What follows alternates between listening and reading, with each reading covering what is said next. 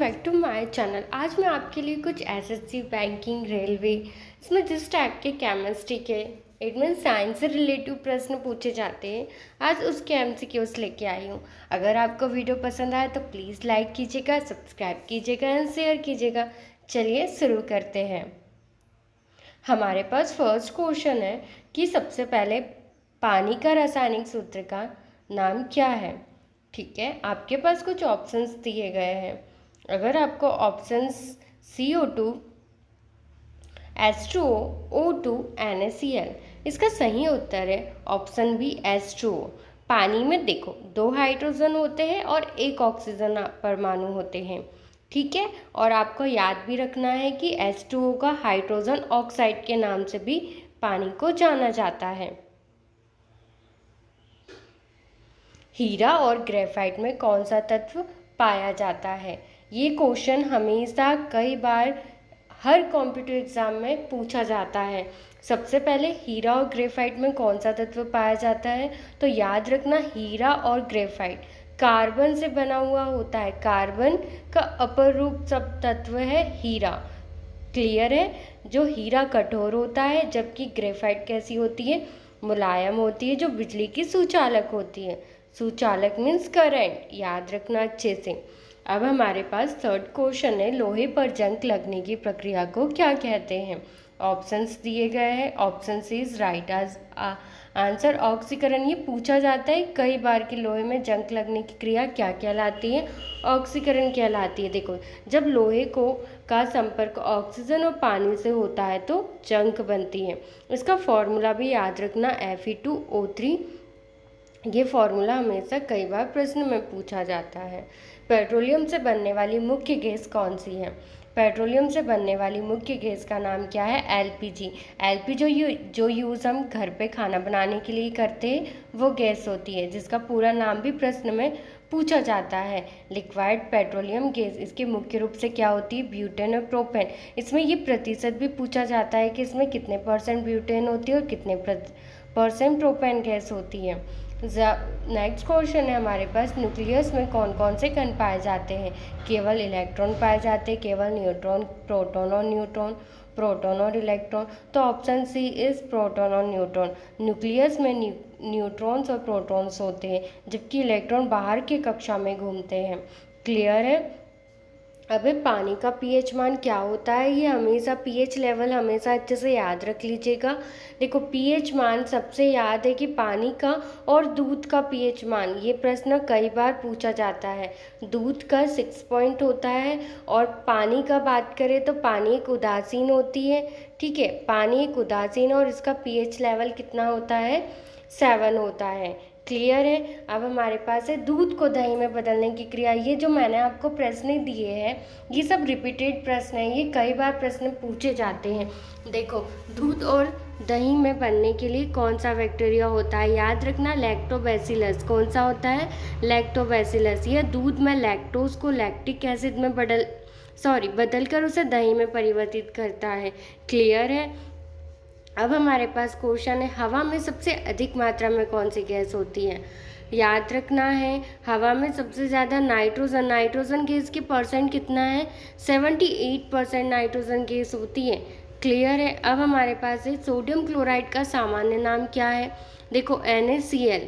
ठीक है, sodium chloride का रासायनिक नाम क्या है, ये इसका फॉर्मूला है। और हम इसकी रासायनिक की बात करें तो इसे टेबल सॉल्ट भी कहा जाता है या आमतौर, और इसका फॉर्मूला प्रश्न में पूछा तो आप लिख दीजिएगा NaCl। क्लियर है। अब हमें बताना है अम्ल वर्षा। ठीक है, एसिड रेन मुख्य रूप से किन गैसों के कारण होती है, याद रखना है सल्फर डाइऑक्साइड और नाइट्रोजन डाइऑक्साइड। ये गैसें वातावरण में पानी के साथ मिलकर सल्फ्यूरिक और नाइट्रिक एसिड बनाती है। कौन सा तत्व सबसे हल्का होता है, सबसे हल्का आप याद रखना हाइड्रोजन एक ऐसी गैस है जो सबसे हल्के तत्व में आती है और इसका परमाणु क्रमांक 1 होता है। क्लियर है। और यदि हम कार्बन की बात करें तो कार्बन का परमाणु क्रमांक 6 होता है और नाइट्रोजन की बात करें तो इसका परमाणु क्रमांक 7 होता है। और ऑक्सीजन का आप कमेंट्स में बताइएगा कि कितना होता है। अब हमारे पास चीनी का रासायनिक नाम क्या है। चीनी मीन्स शुगर। क्लियर है। इसे हम क्या कहेंगे, रासायनिक सुक्रोज। ठीक है, इसे यदि हम केमिकल फॉर्म की बात करें तो हम इसको क्या कह सकते हैं, सुक्रोज कह सकते हैं। सुक्रोज एक प्रकार की कार्बोहाइड्रेट है जिसे आमतौर पर टेबल शुगर भी कहा जाता है। आप याद रखना, इसे टेबल शुगर किसे कहा जाता है, तो चीनी को कहा जाता है। और चीनी ऑप्शन ना आए तो आप इसे सुक्रोज में टिक लगा सकते हो। Right answer. कौन सा धातु कमरे के तापमान पर द्रव अवस्था में रहता है, याद रखना कमरे के तापमान पर।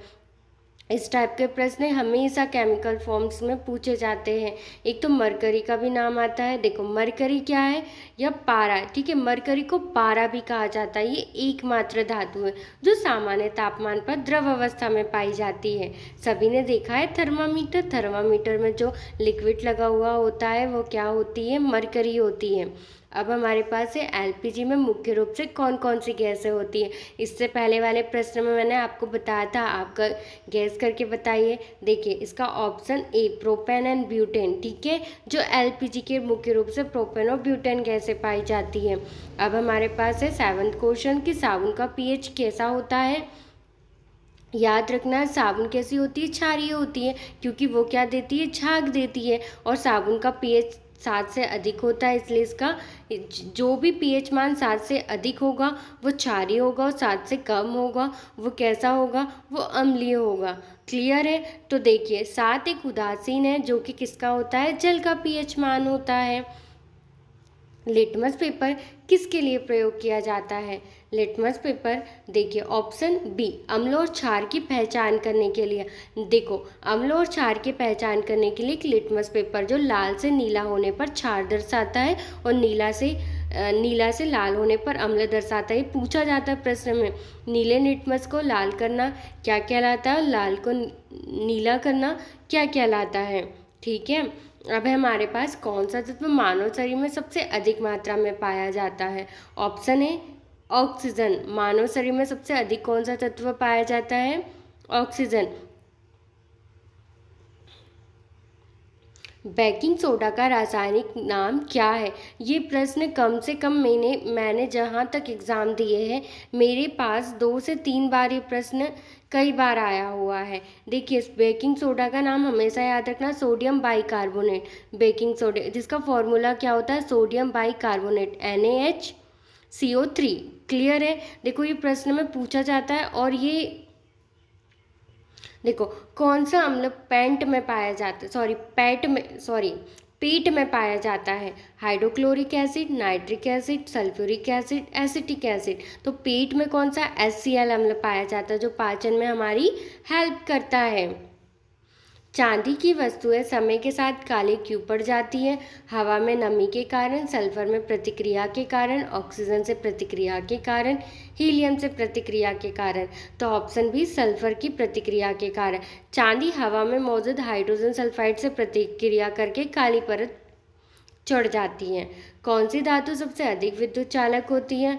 देखो कौन सी होती है विद्युत की चालक, सिल्वर। जो चांदी सबसे अधिक विद्युत की चालक होती है। Right answer is option B. Thank you for watching. अगर आपको वीडियो पसंद आई तो आप प्लीज़ मुझे लाइक कीजिएगा और ऐसे ही मुझे सपोर्ट कीजिएगा। मिलते हैं अगली वीडियो में। बाय।